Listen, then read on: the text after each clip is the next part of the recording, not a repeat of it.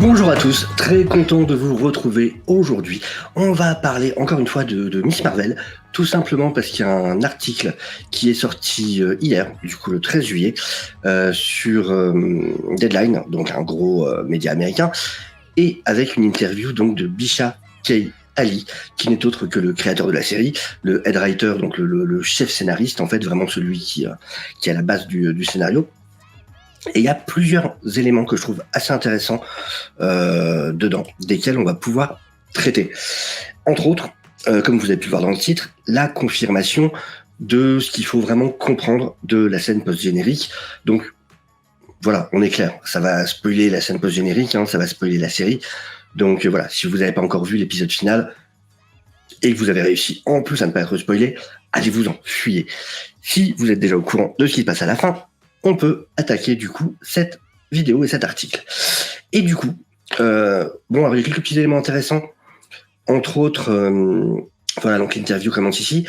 Il nous explique déjà l'importance que c'était du coup d'avoir une version positive de cette jeune super-héroïne qui fasse vraiment partie de cette communauté, de sa communauté.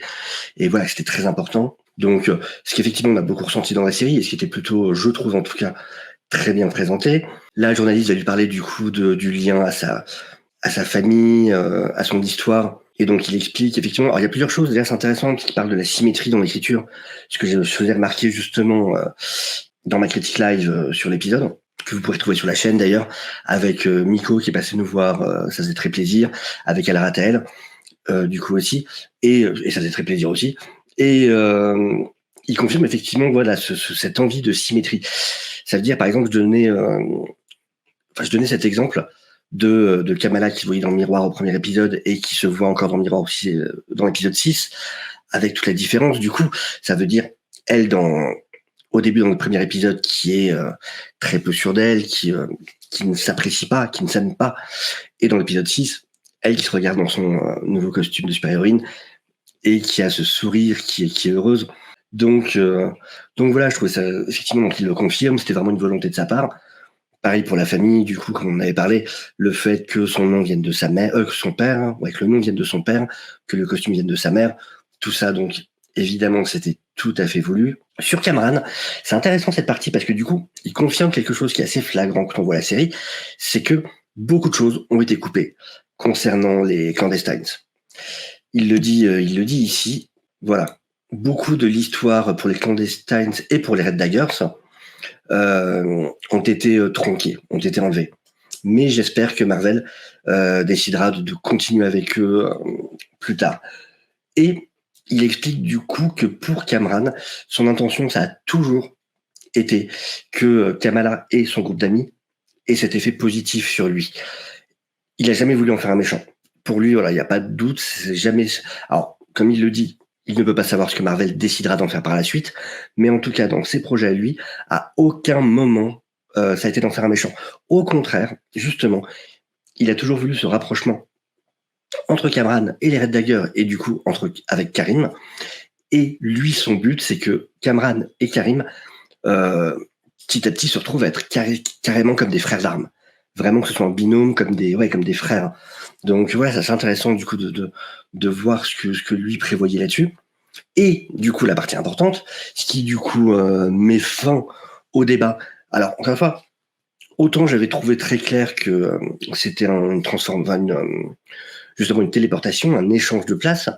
Après, je comprends ceux qui pensaient que c'était une transformation, surtout ceux qui ont lu les comics, étant donné que c'est quelque chose qui arrive dans les comics où effectivement Miss Marvel se transforme en Captain Marvel dans son ancienne version avec le costume noir. Mais du coup, voilà, donc il y avait du sens. Mais il le confirme, c'est Carol Danvers, il le dit ici, c'est Carol Danvers dans la chambre de Kamala. Ce que vous voyez est exactement ce que vous pensez voir. C'est elle. Il n'y a pas de magie ici. Tout ce que je peux dire à partir de là, c'est en gros de vous souhaiter d'apprécier le film qui sortira du coup The Marvels. Donc voilà, c'est confirmé. Donc c'est Carol Danvers. Après, il lui demande du coup comment c'était d'avoir Brie Larson sur la série, vu que c'est un fan, et il lui dit qu'il n'était pas sur le plateau, mais qu'en tout cas de la voir ensuite à l'image dans la chambre de Kamala, cet endroit qui est la bulle de Kamala, ça a été quelque chose d'extraordinaire pour lui. Et par contre, sur toute la partie mutante, alors, ce qui est bien, c'est que du coup, donc, Deadline lui demande est-ce que l'apparition de Carol Danvers dans la chambre de Kamala est connectée de quelque manière que ce soit à cette mutation d'ADN de Kamala? Et elle y répond tout sera révélé dans le film. Donc déjà, ça veut dire que ça sera traité dans le film logiquement. C'est plutôt une bonne nouvelle. Bon, on s'en doutait évidemment, mais voilà. Mais bon, en tout cas, il va pas plus loin. Et sur la mutation, très clairement, il dit rien de plus. Voilà. Là-dessus, il veut pas trop en parler. Donc voilà, au moins c'était juste du coup. Déjà, je trouvais ça intéressant sur le côté où effectivement ça confirme que sur les clandestins, sur Cameron et sur les Red Dagger, il y a eu beaucoup de choses de coupées. Donc encore une fois, c'est quelque chose qui montre que ces séries en 6 épisodes, même si j'ai adoré Miss Marvel, mais on perd beaucoup parce que raconter une histoire sur 6 épisodes, en plus sur 6 épisodes assez courts. En général, les mini-séries, c'est souvent des épisodes de 40, 50 minutes, voire 1 heure. Là, on est sur des épisodes qui font 30 minutes et quelques. Donc, voilà, c'est un peu dommage du coup que ce soit aussi limité, surtout quand il y a une série de cette qualité où on pourrait développer un peu plus. C'est dommage de se retrouver avec certains arcs de personnages qui semblent clairement totalement,